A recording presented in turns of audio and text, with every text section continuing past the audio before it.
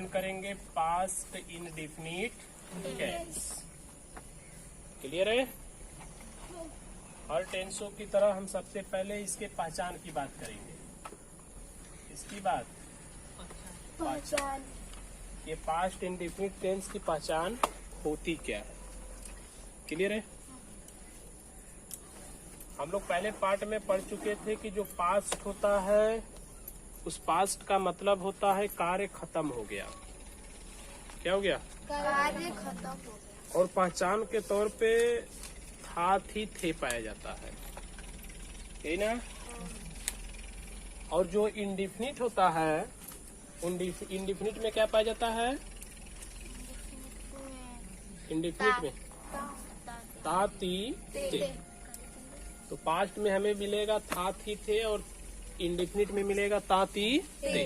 और दोनों को एक साथ जोड़ देंगे तो ता था ती थी ते थे, है ना। मतलब कि ता था ती थी ते थे, ऐसा ही करके और लोग भी आते जाएंगे। तो ये हो जाएंगे पास्ट इनडेफिनिट टेंस। यही था ना। लेकिन अब थोड़े से ध्यान से समझ लो सब लोग, नोट पॉइंट में हमने लिख दिया, ध्यान देना। दिया था, लिया था, अगला नहीं, गया था, क्या क्या लिखे? दिया था, लिया था, गया था। दिया था, लिया था, गया था। इसके अलावा हमें मिलेगा चुका था, चुकी थी चुके और चुके थे।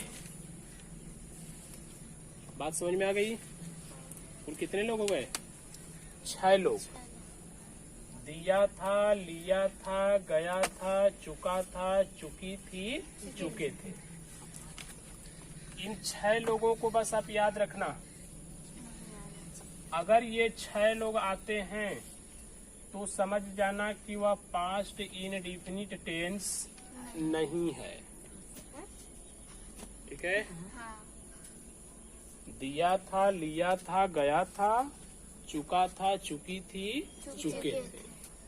अगर ये 6 लोग आ जाते हैं तो हमें तुरंत समझ जाना है कि वह पास्ट इनडेफिनिट टेंस नहीं है।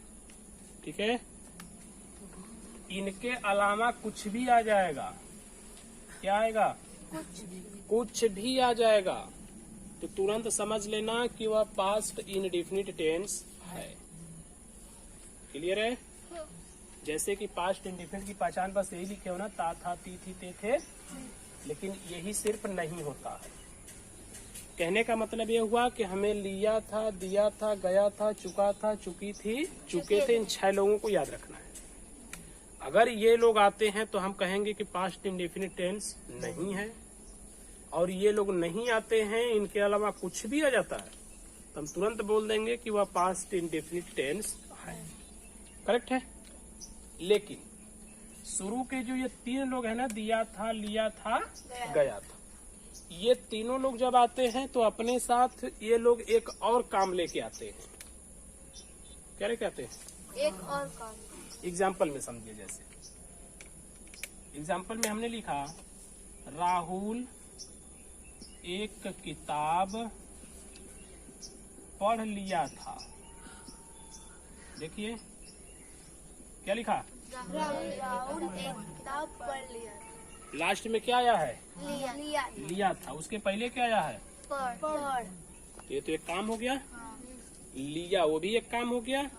और मैंने अभी अभी समझाया है कि लास्ट में जो लिया आया था, लिया, दिया, लिया था, दिया था, गया था, ये लोग आएंगे तो उनके साथ एक और काम आएगा। जैसे इसमें आ गया पढ़ना। ठीक है? तो इस बेस पर हमको कह देना है कि यह पास्ट इंडेफिनिट टेंस नहीं है। यह पास्ट इंडेफिनिट टेंस नहीं। सिर्फ ये तीनों अगर अकेले आएंगे, कैसे आएंगे? अकेले। तो हमें बोलना है वो पास्ट इंडेफिनिट टेंस है।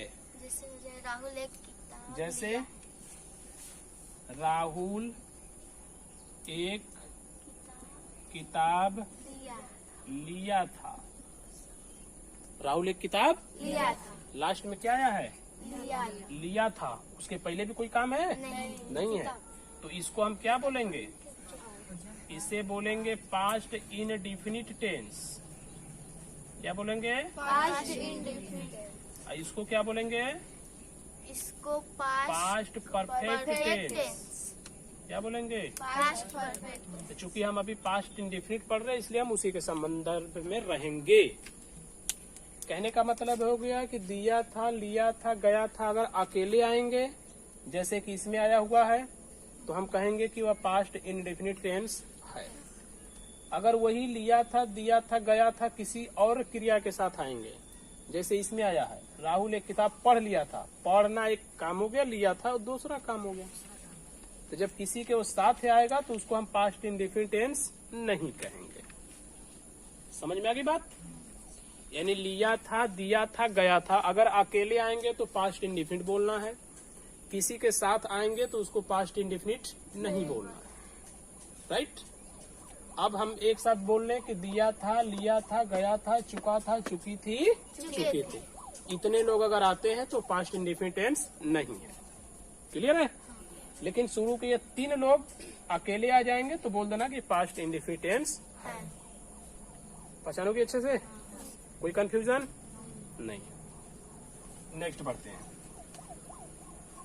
हम बात कर लेते हैं इसके हेल्पिंग वर्ब की। कौन सा वर्ब? यानी सहायक क्रिया। राइट? पहले से हम लोग पढ़ते आ रहे हैं कि हमें कुल 4 प्रकार के सेंटेंस बनाने पड़ रहे हैं, जिसमें सबसे पहले हम बना रहे हैं अफर्मेटिव को। किसे? अफर्मेटिव को। तो आप ध्यान रखना कि पास्ट इंडेफिनिट टेंस में जब भी हम अफर्मेटिव सेंटेंस बनाएंगे, कौन सा सेंटेंस? अफर्मेटिव। तो उस अफर्मेटिव सेंटेंस में वर्ब के सेकेंड फॉर्म का यूज करेंगे। इसका यूज करेंगे? सेकेंड फॉर्म का। राइट? इसके अलावा अगर दूसरे सेंटेंस आते हैं, दूसरे सेंटेंस जैसे निगेटिव आएगा, ठीक है, इंटरोगेटिव आएगा, तो इनमें हम हेल्पिंग वर्ब डीड लगाते हैं। क्या लगाते हैं? डीड। और वर्ब का इसमें लगाते हैं फर्स्ट फॉर्म। समझ में आई बात? जैसे प्रेजेंट इंडेफिनिट टेंस होता है तो प्रेजेंट इंडेफिनिट टेंस के अफर्मेटिव वाले में वर्ब में एस या तो ईएस जोड़ देते हैं सब्जेक्ट के अनुसार। करेक्ट? लेकिन वहां पर सिंगुलर और प्लूरल का ध्यान रखते हैं। उसके बाद जब उसका नेगेटिव और इंट्रोगेटिव चढ़ता है तो डू डज ये लोग चलने लगते हैं। वैसे ही जो पास्ट इंडेफिनिट टेंस होता है वह पास्ट इंडेफिनिट टेंस अफर्मेटिव में सेकेंड फॉर्म लेता है। सब्जेक्ट कुछ भी हो उसे फर्क नहीं पड़ता, कौन सा फॉर्म लेता है? सेकेंड फॉर्म अफर्मेटिव में। लेकिन उसके बाद नेगेटिव होने लगेगा, इंट्रोगेटिव होने लगेगा तो वह हेल्पिंग वर्ब तुरंत डीड ले लेगा। क्या लेगा? डीड। और वर्ब का फर्स्ट फॉर्म चलने लगेगा। ठीक? बस इतना ही रूल्स हैं पास्ट इन डिफिनिट के। अब हम लोग इसको एग्जाम्पल से समझते हैं। जैसे देखिए एग्जाम्पल हमने लिखा, मैंने एक शेर देखा। क्या लिखा? मैंने एक शेर देखा। छाती तो नहीं लगा है ना? नहीं। तो थोड़ा सा देख लो, काम हुआ है कि नहीं हुआ है अभी? देख लिया। मैंने एक शेर देखा, काम खत्म।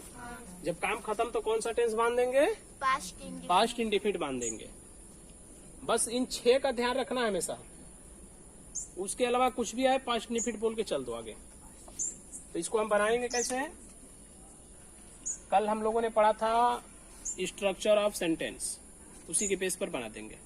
तो सबसे पहले हमारा सब्जेक्ट बन जाएगा, यानी कि मैं, आई हो गया ना?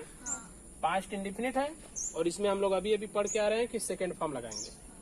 कौन सा फॉर्म? सेकेंड। तो देखने का सेकेंड फॉर्म क्या होता है? सा।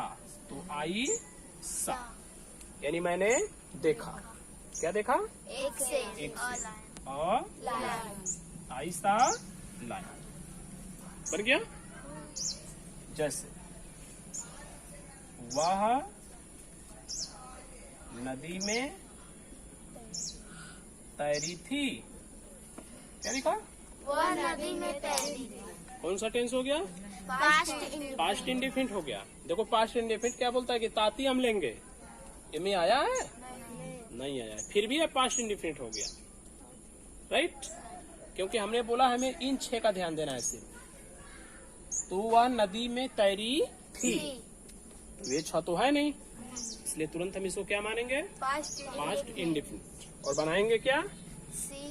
सी हो गया, स्वम, थर्ड फॉर्म स्वम। उसके बाद नदी में, इन द रिवर। बना कि नहीं बना? सही है। आगे देखिए, मोहन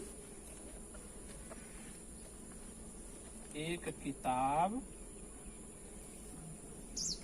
नहीं खरीदा।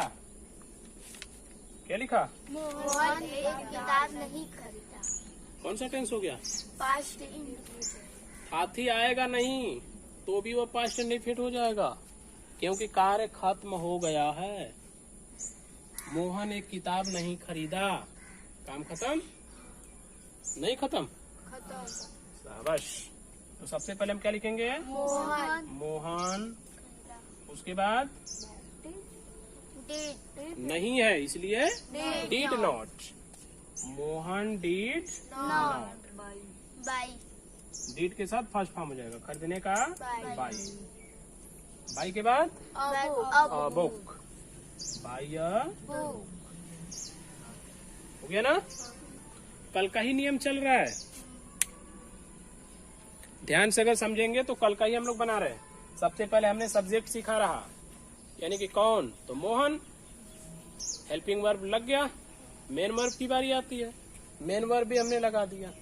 अब मेन वर्ब से ही ना ऑब्जेक्ट पूछ रहे थे, मतलब खरीदा तो क्या खरीदा, किसे खरीदा, किसको खरीदा, वही सब तो लिखना है। नया कुछ नहीं, वही चलेगा हमेशा। कितना हो बड़ा बड़ा सेंटेंस हो जाएगा, उसी से हम लोग बनाएंगे। क्लियर है? बस इतने ये बात है कि उसमें थोड़ा सा अभी और बारीकी से पढ़ना पड़ेगा उसे। अभी तो हम लोग केवल थोड़ा सा समझे थे कि कैसे हम लोग को स्टार्ट लेना है। नेक्स्ट में देखिएगा, वे लोग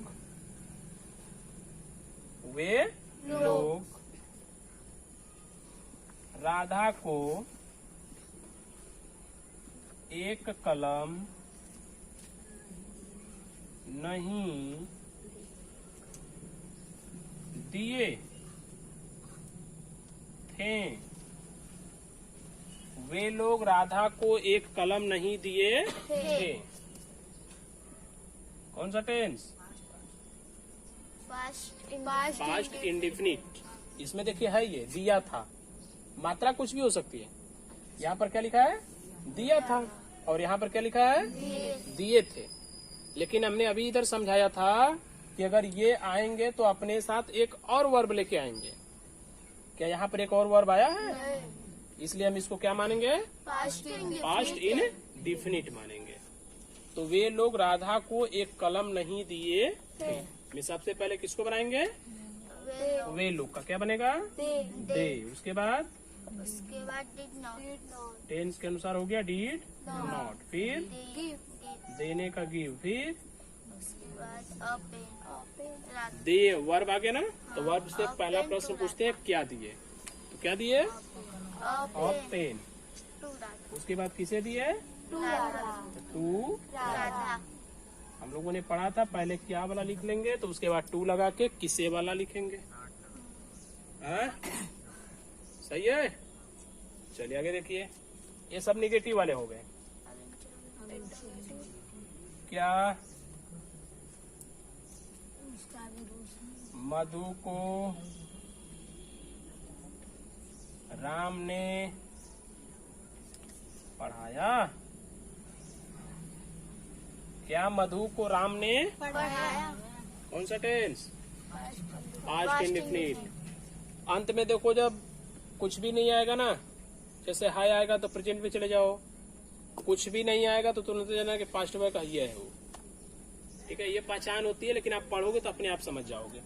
क्या मधु को राम ने पढ़ाया? क्या लग रहा है? काम खत्म, और जब काम खत्म तो चला गया वो पास्ट। पास्ट में सबसे पहले हम इसमें क्या बनाएंगे, क्या क्या की इंग्लिश, डिड टेंस के अनुसार डिड। ठीक है, अब उसके बाद किसको बना देंगे, राम सब्जेक्ट बनना चाहिए ना, काम करने वाला। तो इसमें काम को कौन कर रहा है, राम राम पढ़ा रहा है, तो हमने लिख दिया राम। यही तो स्ट्रक्चर ऑफ सेंटेंस है, राइट। नो ऐसे ही केवल अंदाजा लिखना तक जो शुरू में आएगा वह लिखा जाएगा का, इसके लिए तो स्ट्रक्चर ऑफ सेंटेंस बनाया नहीं गया। तो स्ट्रक्चर ऑफ सेंटेंस यही बोला था कि जो काम करता है उसको ढूंढ लो, वही करता होगा आपका। और इसमें पढ़ाने का काम कौन कर रहा है, राम राम कर रहा है, तो राम करता हुआ ना। कि सामने मधु लिखा तो मधु को लिख के नचा दोगे उसे, तो डिड राम। राम उसके बाद पढ़ाया पढ़ाने का क्या लिखेंगे, टीच टीच। फिर फिर मधु पढ़ाया तो क्या पढ़ाया, कुछ क्या का आंसर नहीं है, तो किसे पढ़ाया, मधु मधु मधु को पढ़ाया, तो मधु लिख दीजिए, हो गया। डिड राम टीच मधु, बना। चलिए आगे बढ़ते हैं। अब जैसे संगम, ठीक है ना, कैसे आई थी, क्या लिखा, संगम कैसे आई कैसे आई थी, पास्ट इंडिफिट हो गया ना। सबसे पहले किसको बना देना है, कैसे का कैसे का क्या लिखेंगे, how did did Sangam Sangam come come, how did Sangam come बन गया। अब बन जाएगा। सर उसमें डेट क्यों लगा रहे हैं सर, यही हमको ये कौन सा टेंस है, पास्ट इंडेफिनिट पास्ट इंडिफिनिट है, और पास्ट इंडिफिनिट में हेल्पिंग वर्ब डीड का प्रयोग करते हैं। कब, जब सेंटेंस निगेटिव और अफर्मेटिव हो तब, सॉरी निगेटिव और इंट्रोगेटिव हो तब, जबकि अफर्मेटिव में सेकेंड फॉर्म का यूज करते हैं इसे। अब आ गया समझ में, अच्छे से इसको नोट कर लीजिए, इसका विशेष ध्यान रखना है, मूल यही है इस टेंस का।